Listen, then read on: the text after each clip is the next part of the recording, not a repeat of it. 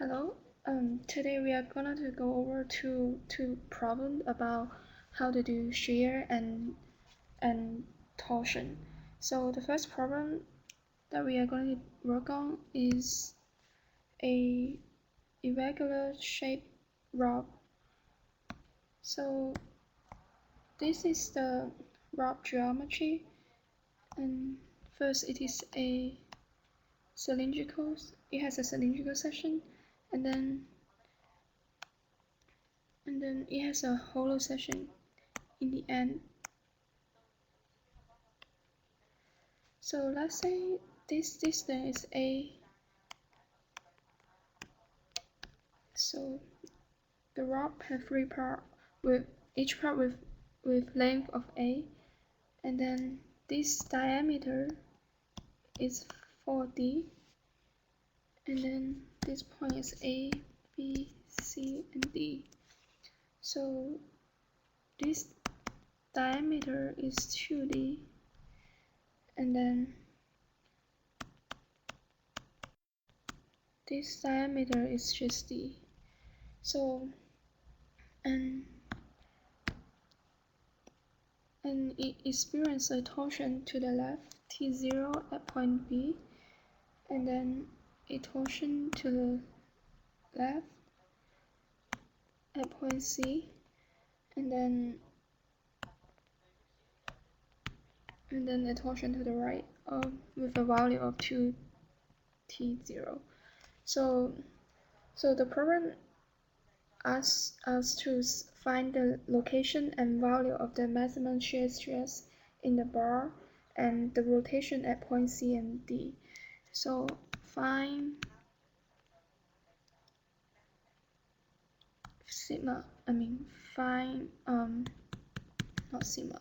find tau mass and Vc and Vd. That's our problem.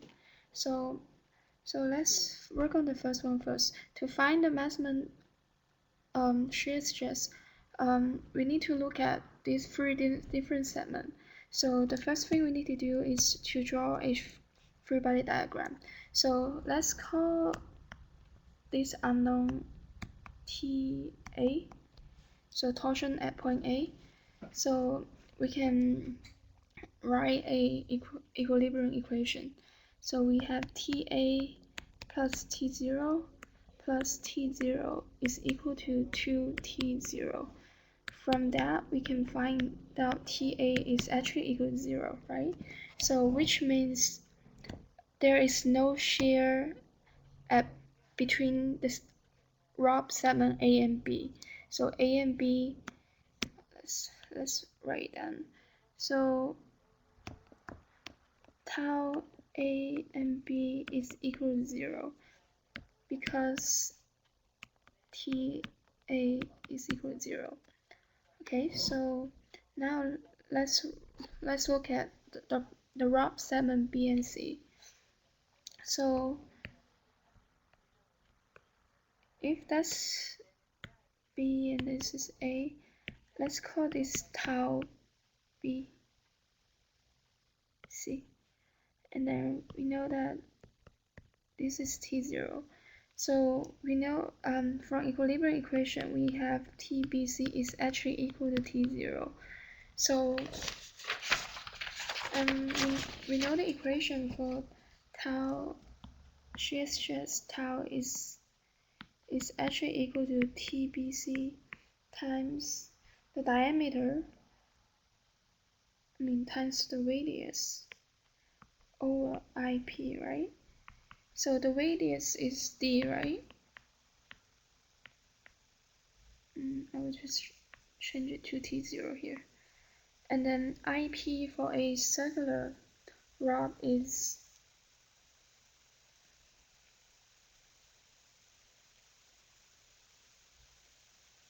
so we know that IP is equal to pi r to the 4th over 2, right?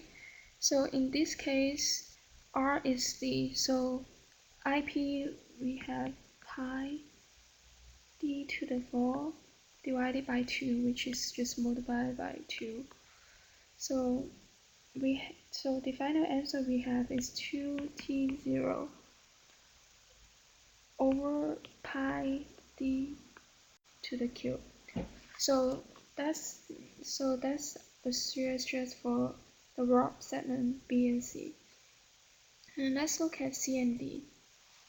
So as we can remember, C and D is a section like that. So this is 2 tau 0, and then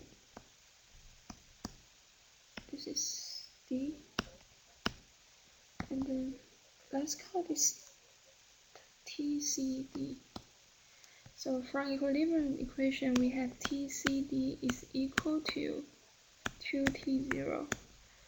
And then so we can apply the same equation. So shear at CD between CD is equal to 2T0 times R, which is D again, and then over IP. So IP for a hollow section is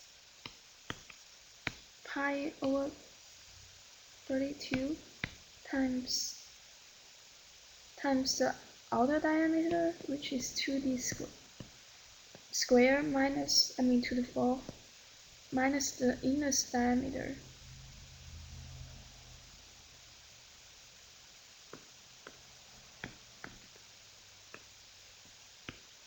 So this is IP, inner diameter to the 4th minus, outer diameter to the 4th power minus the inner diameter to the 4th power. So when we simplify this down, we have 15 pi e to the 4th over 4, over 32. So let's plug these things. 15 pi e to the 4th divided by 32 is just equal to multiplied by 32 here. So when we simplify this down, we have 64 T0, 15 pi e to the cube. So as we can see, the maximum shear stress occurred between the rod segment C and D, because the first one, tau BC that we calculate is 2T0 over pi d cube, and then tau CD is equal to 64 T0 over 15 pi d cube, so it's larger than 2T0 pi d cube, right?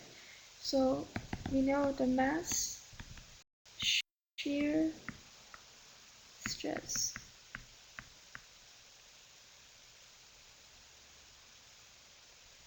is equal to 64 pi T0 over 15 pi e cube, and it is in the section of CD. So with that, we answer the first part of the question. So the second part of the question asks us to find phi C and phi D, right? So let's draw this again.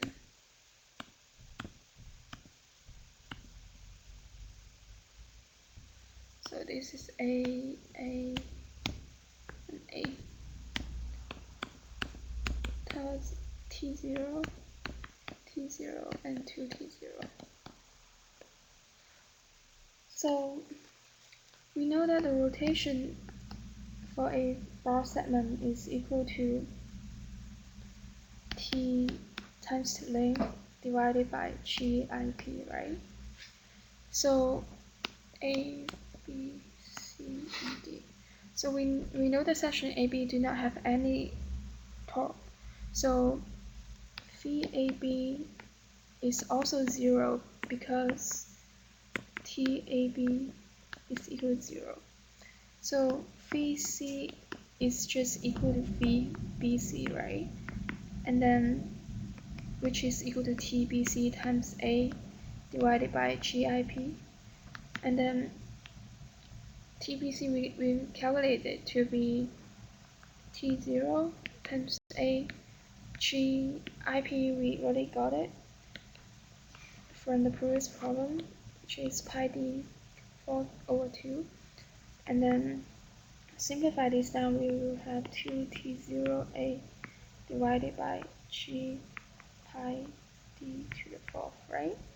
So this is phi C, and then so phi D is just equal to phi C plus phi CD, right? And then this one we already got.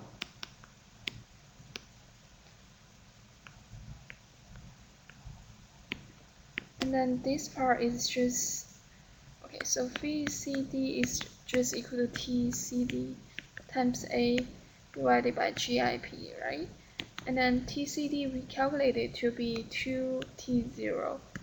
A is a parameter that we already know. G is given. IP is 15 pi d4/32. So when we simplify this down, we have 64 T0A 15 G pi G pi d to the 4th. So when we add this together, let me say 15 here. So when we add them together, we have 94/15 pi, and then T0A divided by G d to the 4th. So with that, we solved the question. So now let's move on to the next question. So the next question is a rotational problem. So this is a circular rod A, B, and C. So at point B, there is a support on both sides, and then the rod is experiencing a torsion T0, and then there's a small gap between this rod and the support with distance s. So if you look at it from the sideway, then this is the rod that we are talking about, and then this is the support, and this distance is s, and this distance is also s. So the problem asks, and we are given GIP. So GIP is given. So the first question, we need to find TC such that this rod barely closed the gap. So in order to close the gap, it means this torsion treats the rods such that I will just call these two being hit the support here, like barely hit the support. So let me demonstrate it here. So it's just like this. So it traces such that these two being hit the support. So we have to relate S to phi, right? Let's call it phi B, because that's the only way that we can solve the problem. So what's the relationship between phi B and S? So let's think about it this way. Phi is the angle and S is a length. and this distance is b. So we have s over b is equal to tangent theta b, right? But we know theta b is a really small angle because you cannot trace a bar, like rotate it in a really large angle. So we can say s over b is actually equal to the value of phi b. So okay, so now we know s, we know b, and then how do we get phi b? So in order to get phi b, we have to look at the rod itself. So because the beam barely hit the support, which means there is no force generated on the in the both end of the beam. So let's call it TA, the reaction torsion at point A. So we have TA is actually equal to T0, right? So now let's call this distance 2L and this distance L. So we know phi B is just equal to TA times 2L divided by GIP, right? And then we know that phi B is equal, so TC is what we are trying to find, so I will just change it to TC. So we have TC 2L GIP, which is equal to S over B. So when we change this around and simplify everything, then we will have so we are going to isolate TC.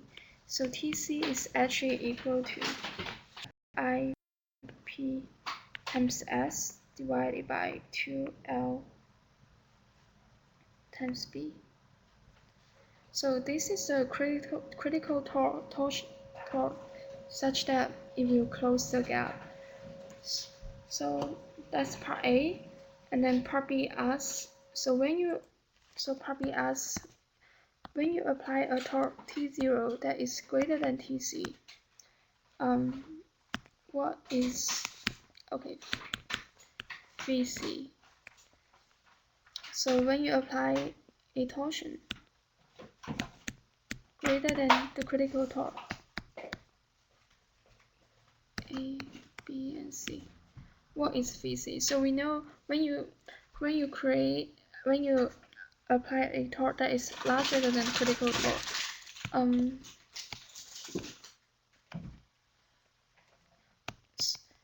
then this two beam will hit the support and then it will generate a force like that, and it is like a negative torque to the beam. It's like applying a negative torque to the beam. So this is, let's just call it T, and we know that T is just equal to, so let's call this F, this is B, so the torque is just F times B, and there are two of them, so 2FB. So this is TA. So okay.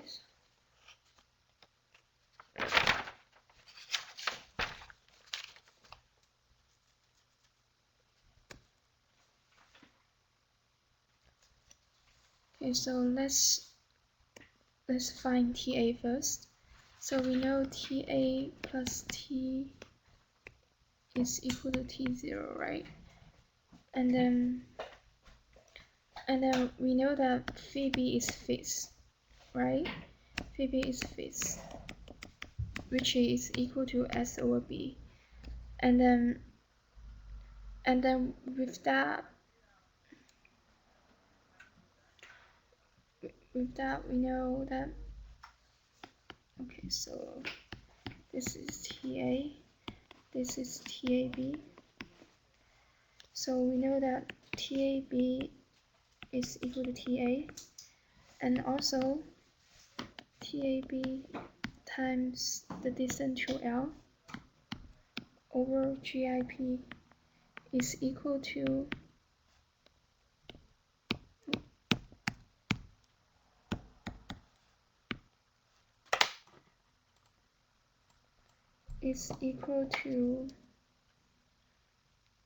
S over B, which is phi B, right?